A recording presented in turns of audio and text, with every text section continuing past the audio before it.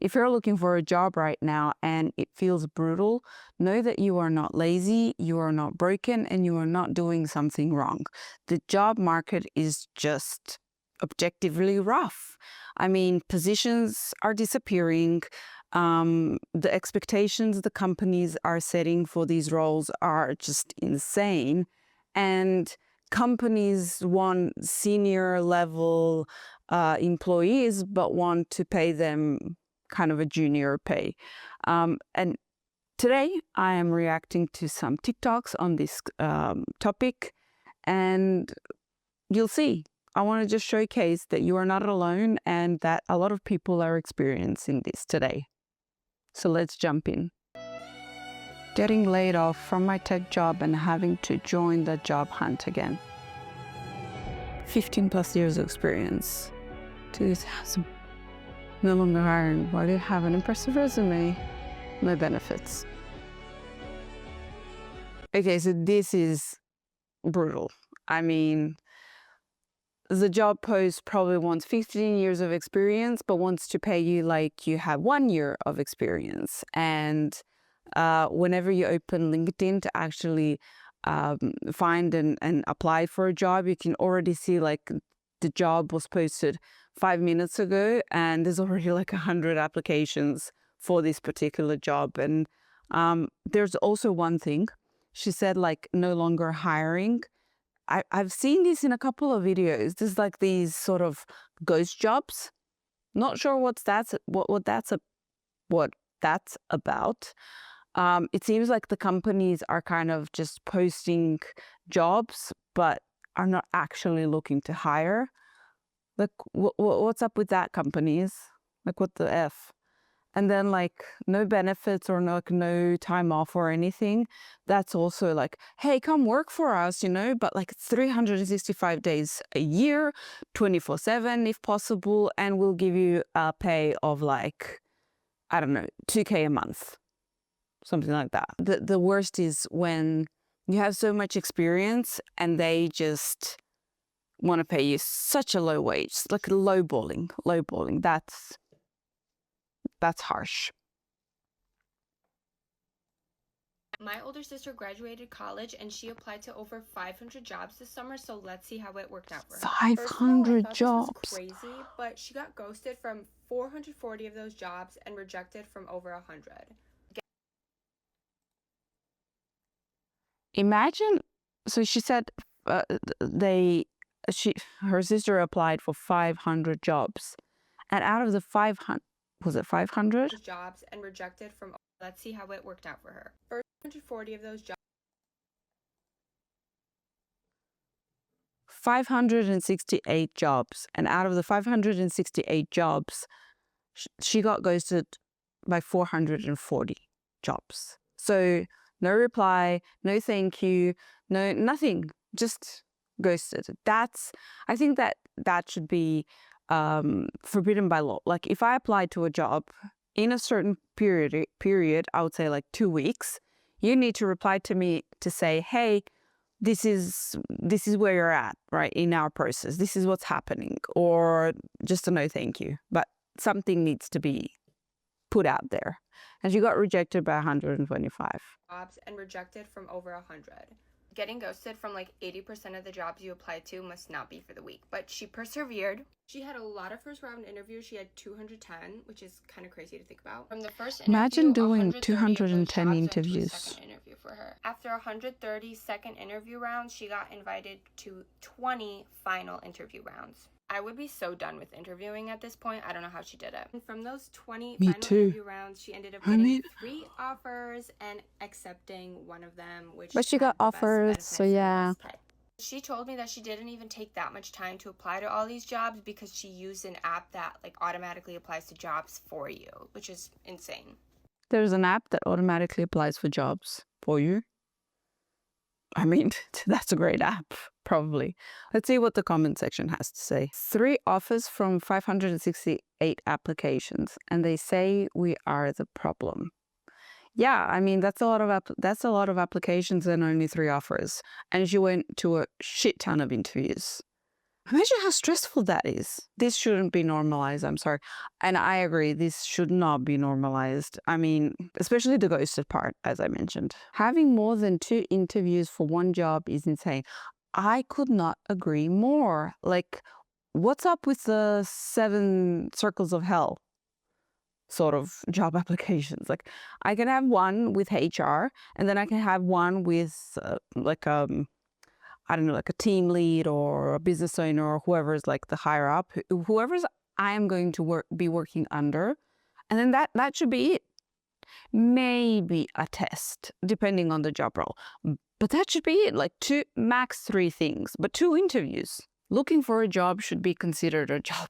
Yes, I agree. Most of these comments are like, I need to know what the name of the app is, and I did not see which one it is. So who knows?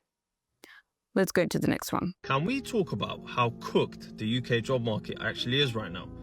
I got a call from a recruiter earlier about a job they put me forward for a couple of weeks ago. And at the time, the initial contacts were positive, they liked my CV, it looked good for at least an interview. Fast forward a couple of weeks, obviously there's been no further contact, and today's officially contacted me saying like they've decided they're not going through with your application, they're not even going to give you an interview. And I've gone, fair enough, rejection's rejection, it happens, but can I at least have a reason? And guys, no joke, the reasoning, I genuinely just started laughing. He said the reason they've decided not to go through with your application or offer you an interview is because you have 2.5 years experience in corporate. And at this point, I'm really confused because I go, well, hold on, but that's a good thing, right? Experience is a good thing, especially working in a corporate firm. And he's like, no, it is a good thing. But in this instance, with this firm, they would rather have taken someone with little to no experience because it would be easier to learn their processes from the ground up. Because taking someone from another firm is potentially a risk of taking someone who would have to unlearn and then learn again. Like, it's just words for words' sake. It doesn't even make sense. It genuinely doesn't make sense anymore. Okay, so this guy got a recruiter kind of telling him, hey, would love to work for you. The vibe is right. Like the CV is okay, everything's kind of what we're looking for. But then came back and said, well, actually, no, we're not going to be proceeding because you have some experience working in corporate. Now, what I think the issue is, he already knows some tricks. Like, he will know that if you're doing this, you can't do this to me. He already knows some of the rights and some of the kind of the hierarchy structures and what you can and what you cannot do and all of these things. Like, I get that sometimes they want to train him to be like, to do the work exactly like they like the work to be done. But I think that it's actually they're scared that he already knows some tricks and that they will end up kind of having to not baby him. He's not going to let a lot of things pass. That's what I'm getting at. Like, he's going to be tough. He's going to be like, I already have experience in this. I can do this. I can do this. In our last companies, in my last company, I did it better like this. And they're going to find that offensive, or they're just not going to like this. So that's why they were like, we want fresh meat. We want fresh meat so that we can mold it the way we want it to be molded. But we don't want to hire juniors. I hate to admit this to people, but the only reason why we're having issues with finding jobs right now is because these companies want to outsource people in other countries because it takes less money to pay them. Because in their currency, it translates to a lot more money for them. Yeah. That's why whenever you call a company's call center or customer service, it sounds like, people that have strong accents from different countries. Why? In those countries, they can pay them cheaper. Like, let's just say, for example, if you pay them $200 a week in American dollars, to them, that's probably more than enough to live well in that country. So, or at least like on a pretty good income where they can be comfortable, or at least pay all their bills with ease.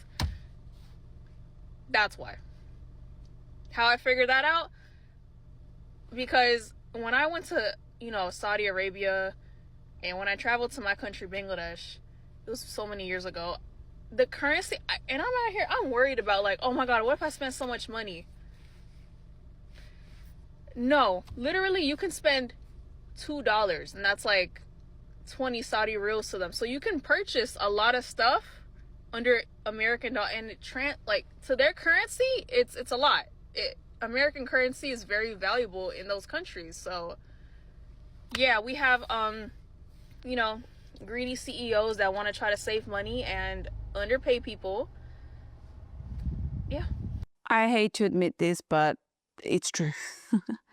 I live in Serbia, and it's considered a third world country, second world country, I would say.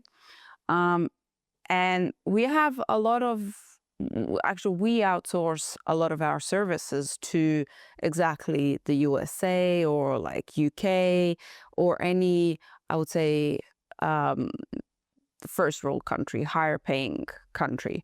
Because, for example, I worked at a call center where I was getting, I wouldn't say minimum pay for Serbia, but it was all right. It was all right. I mean, I can live nicely with it. It was like a normal pay, right? But that pay at that time, it was like a fourth of what a USA person would get. An Australian person would get. So literally, you can have 4 of me for the price of 1 Australian. That's what they're doing now in the Philippines. That's what they're doing now in Thailand and similar kind of destinations. So it's very, very cheap to kind of hire our services, because it is true that, like, kind of when you translate, it's not even about the money. It's just that our governments and the situation in our country is that the pay that you get is great. I can imagine only in India or something, like, I think that even we outsource to like India. So it would happen like the USA company would outsource to us, and then actually we would outsource to them, but they would hire us in Serbia, and then we would hire someone else in like the Philippines, because at the end of the day, we are like a middleman, and that pays off. Like, we get a percentage. This is the most humbled I've ever felt in my life. I'm literally holding resumes, a stack of them, so that I can go in person to places and say, are you guys hiring? It's honestly a little bit embarrassing, because I'm literally applying for like minimum wage jobs, and some of them are being like, we're not hiring, and it's like, what? This is not what I expected. I graduated college with 2 degrees in communications and acting. I speak 3 languages. Oh, this sucks. Like, I just want to be a TikToker, if I'm being so for real with you. But I can't be delusional anymore. Like, I literally need to make money. And so I'm just gonna keep trying.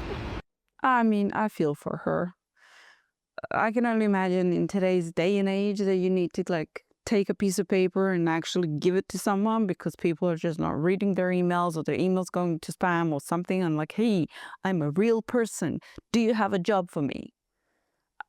That must feel shitty.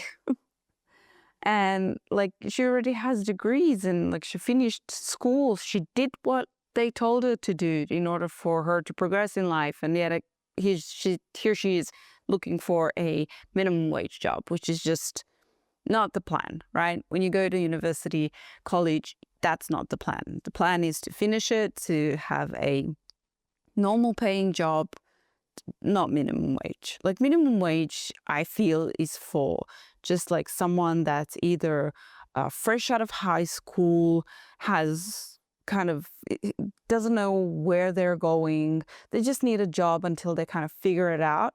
That's minimum wage, I would think. Anything else should be a normal wage. A guy on here say that the job market is so bad that he's just following his dreams instead, and that is the energy that I'm claiming for myself.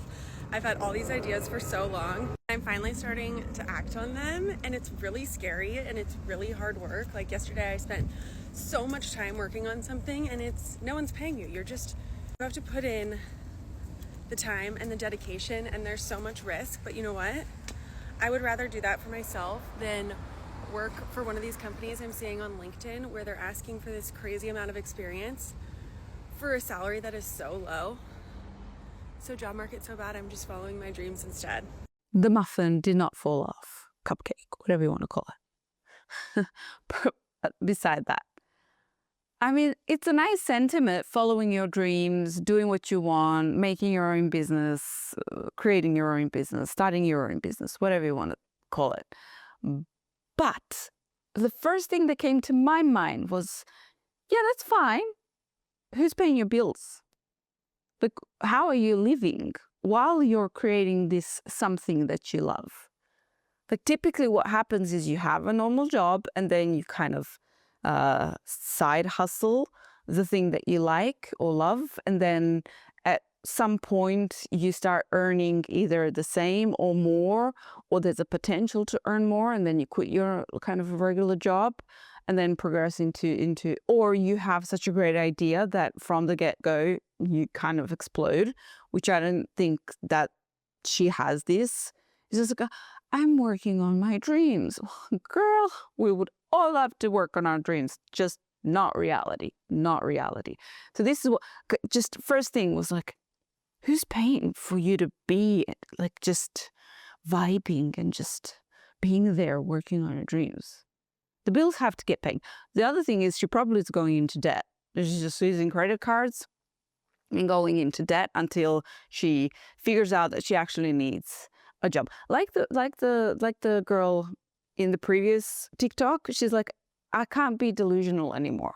Exactly. Like, she's now in that phase that the girl was before, and now she became aware she can't be delusional anymore. She needs a job, whatever, just a job that's gonna kind of cover everything basic for her in life. Okay, so let's check out the comments on this one. It's not free work, it's an investment, and it will pay off in the end. And then the creator says, great mindset, thank you. Yes, I somewhat agree. It is an investment, especially if you're going on certain courses or like you're building something, and it might pay off eventually, but do it while you have a regular job or like a husband or like a wife that can kind of carry the financial burden while you're doing this. ChatGPT is sick and tired of hearing all of my business ideas. Guilty. Guilty. I mean, I've ran through so many business ideas with ChatGPT that I've now confused him. Like, I want to be everything, but I don't want to be anything. I've confused it for sure. I also decided this and started building my website last week. If they pay me to do it, why can't I just do it myself? I can and will. I agree with this. I agree with this 100%. Just a website is not going to be enough, but it's a step forward. You'll have a lot more to do in order for you to be paid for something that you're doing. But I agree, because if you can get paid, like if someone's willing to pay you a wage, a salary for something, then there must be a market out there for your services to be like an entrepreneur, like a sole proprietor or something, that you can then provide the service directly, because then there's more money and you're not tied to an employer.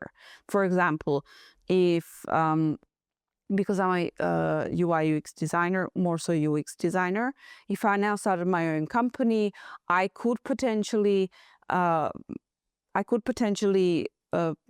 my services to my current company and say, hey, can I work as a contractor for you guys? But then that leaves me with the ability to not just work for them, but find a different company, find a third, a fifth, a 10th company, and all of them kind of paying me for either projects or being on a retainer or something like this. And it's still the work that I'm doing. It was still the work that I was doing getting paid. But there's kind of pros and cons to both sides, because if you're getting a salary, at least in Serbia, it's kind of a not a regular job, but a steady income. So you don't need to think about where your next client's coming from, or like when the next paycheck's going to come from. it's there. Whereas if you have, like, if you're a contractor or if you have your own company, you still need to figure out, like, do the marketing, do the sales, and all of these things. So it's not just, I just want to chase my dreams. Your dreams involve marketing, sales, being a web designer, being a social media manager, all sorts of things. Here's what I want to leave you with. This market is not a reflection of your worth. It's a reflection of a system that's shitty, to be honest. It's crumbling, it's cutting corners, it's shifting risk onto workers, it's greedy, and it's just hiring very kind of scared. They're scared to hire. So that doesn't mean that you have to give up. No, start applying, use apps, like kind of to grab the benefit that you have AI and all of these apps. So find an app that can make it much more easier for you to apply to way more jobs than you are currently doing, like manually. So that's one of the things that it would be a benefit to you. You have to stop taking rejections personally, because they're not. They don't even know you. They don't know you from John, from Mary. So rejections are not personal. You have to stop playing the outdated rules. So basically, there's, like, I think that every year there's kind of a new thing, a new way, a new app, a new way of communicating, or a new way of sending out CVs, or there's always something new. So you need to be updated. So follow YouTube HR people that explain about CVs, that explain about the hiring process. Maybe you can learn something there. And you also want to position yourself as a problem solver. So don't just come in and say, I need money. I mean, we all know that you need money. Yes, that's why we work. We work for money. But kind of say, hey, I had a problem here and then I solved it. If it was like a management type of thing, work position, you would say, I had a problem with this kind of shipment or fulfillment or I don't know, project, and then I solved it like this. So kind of position yourself as a problem solver. That is always helpful. And just know that the market is hard, and that pretending it isn't won't help you. So understand the market and don't take it personally. Just try and try again, and don't stop. Don't stop trying. If you like these kind of videos, I invite you to subscribe, share, and like this video, and I'll see you in the next one.